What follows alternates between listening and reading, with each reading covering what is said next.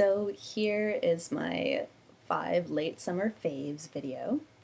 We're going to start out with Kitty Pryde, who is I think 19-year-old rapper from Florida.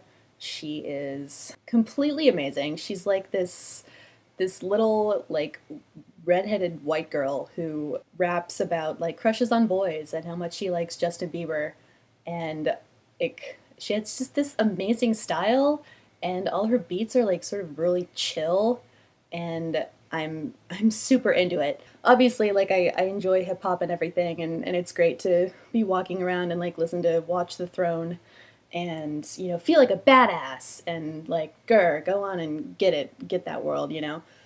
But I mean, what's 50 grand to a motherfucker like me? It's like a lot of money. That's like a huge amount of money. So sometimes when I want to relate to a person who's more like me, I listen to Kitty Pryde, and I'm like, yeah, Justin Bieber on my notebooks and my pens.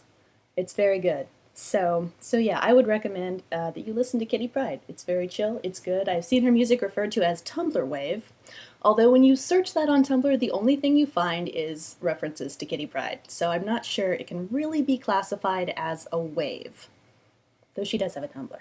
So whatever. Reading wise, there honestly hasn't really been anything that's super held my attention this summer, but I did do a reread of Transmetropolitan, which is a comic series by Warren Ellis. It's from, I think, the early 2000s, maybe late 90s is when it started.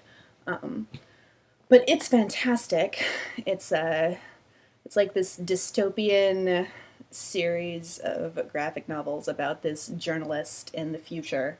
And it's very like, I don't know, it's a really fascinating world, and the characters are all really compelling, and there's this sort of message running through it of like, sort of never giving up and ultimately going after the truth, and it's all very like noble, which I'm sure is not how Warren Ellis would like to have his super badass dystopian fantasy described as.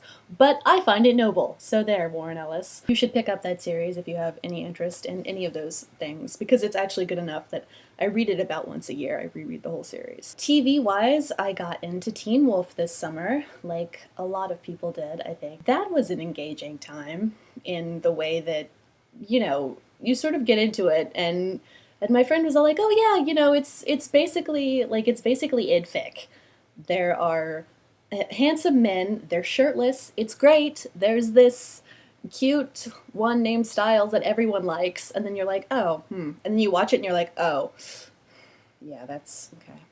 But then, like season 2, they were like, oh, well, shit's gonna get real, and then everything was really intense, and then I was very afraid coming up to the finale that everyone was gonna die and it was gonna be a bloodbath, but then it was not really a bloodbath.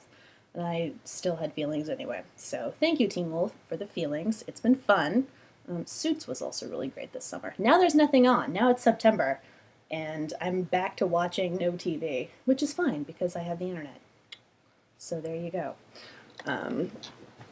Which would bring me to another late summer fave, which is One Direction fandom in general.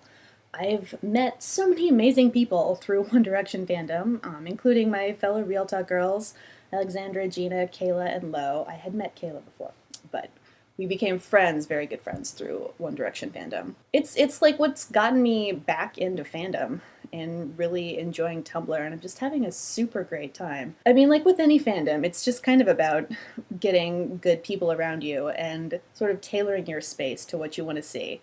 And I've done that, I think. So I look at my dash and it's full of things I want to see posted by people who I want to be friends with. And that is, I think, just about what anybody could want from a fandom. So congratulations to me. All right. And for my final thing, that is my favorite about this summer, these sunglasses. I got them last weekend when I was in Oregon with my mom and my grandmother at like some random little shop in some tiny little town that you'll never visit. They have little sparkly rhinestones. They are ridiculous 50s style cat eyes, and they are fucking fantastic. So there we go. Those are my favorites. again, thank you for watching. I hope you have gotten some good recommendations out of this. For nothing else than the sunglasses. Come on, novelty shop, $10. Do it. You won't regret it.